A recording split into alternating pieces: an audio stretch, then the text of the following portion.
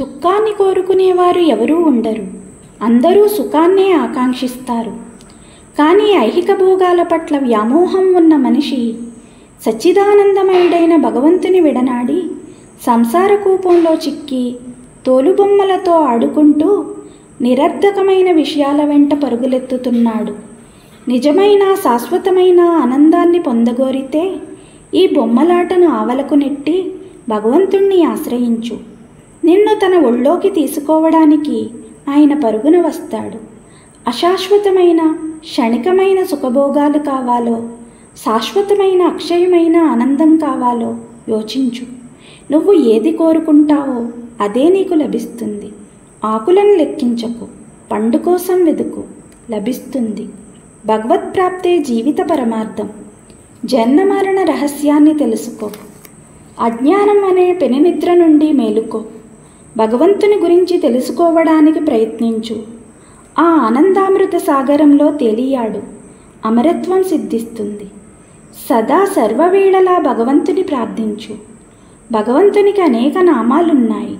అయినా ఆయన నామరహితుడు. ఆయన్ను ఏ రూపంలో అర్చించినా, ఏ పేరిట పిలిచినా ఒక్కటే. మనస్ఫూర్తిగా ఆరాధించు. నువ్వు ఆయన భవ్యస్వరూపాన్ని చూడగలవు. అప్పాన్ని ఎటు తిప్పి తిన్నా తీయగానే ఉంటుంది కదా అనేవారు శ్రీరామకృష్ణులు. శ్రద్ధ పూని ఆ అగాధమైన సచ్చిదానంద సాగరంలో మునుగు.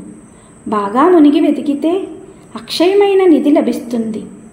ప్రయత్నించినప్పటికీ అనుకున్న ఫలం లభించకుంటే నిరుత్సాహం చెందకు. సాగర గర్భంలో అమూల్యమైన రత్నాలెన్నో ఉన్నాయి. ఒక్కసారి మునిగినంత మాత్రాన నీకు లభించకపోవచ్చు. కనుక ముందుగా ధ్యానసాగరంలో పడి ఈదడం నేర్వాలి. ఓర్పుతో ప్రయత్నించాలి. తరుణం వస్తుంది. సకాలంలో భగవదనుగ్రహం నీకు తప్పక కలుగుతుంది. ఉదాహరణకు ఒక ప్రముఖుణ్ణి నువ్వు చూడగోరితే అతడి పరిజనుల సహాయంతో చూడవచ్చును. అట్లే భగవదనుగ్రహం సముపార్జింపనించితే సాధుజనుల సహాయం కోరి వారి సాంగత్యం నెరపాలి. అనేక సాధనలు అనుష్ఠించాలి. భగవంతుడు అందరికీ ఆప్తుడు. అట్టి ఆప్తుని దర్శించడానికి నీ మనసులో ఆరాటం అధికరించాలి. ఆవేదన జనించాలి. వేడుకోవాలి. పసిపిల్లవాడిలా విలవిల్లాడిపోవాలి.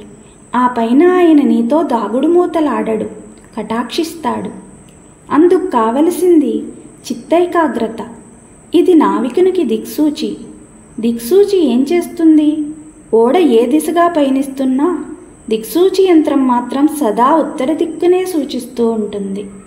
అది ఓడ సరైన మార్గంలో పయనించడంలో సాయం చేస్తుంది. అదేవిధంగా నీ మనస్సును భగవంతునిపై కేంద్రీకరించాలి. అప్పుడే జీవిత నౌక క్షేమంగా గమ్యం చేరగలుగుతుంది. అట్టి నియమనిష్టలున్న వ్యక్తికి ఒకప్పుడు దుష్ట సంసర్గం ఏర్పడ్డా తన శ్రద్ధాభక్తులను కోల్పోడు. భగవన్నామం వినగానే మైమర్చిపోతాడు. చికుముకిరాయి వేలాది సంవత్సరాలు నీళ్లలో పడి ఉన్నా బయటకు తీసి దాన్ని రాతితో కొట్టగానే నిప్పురవ్వల్ని విరజిమ్ముతుంది కదా.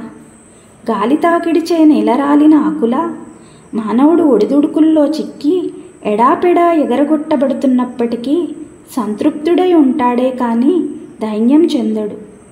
అతడికి తనకంటూ ఏ కోరిక ఉండదు.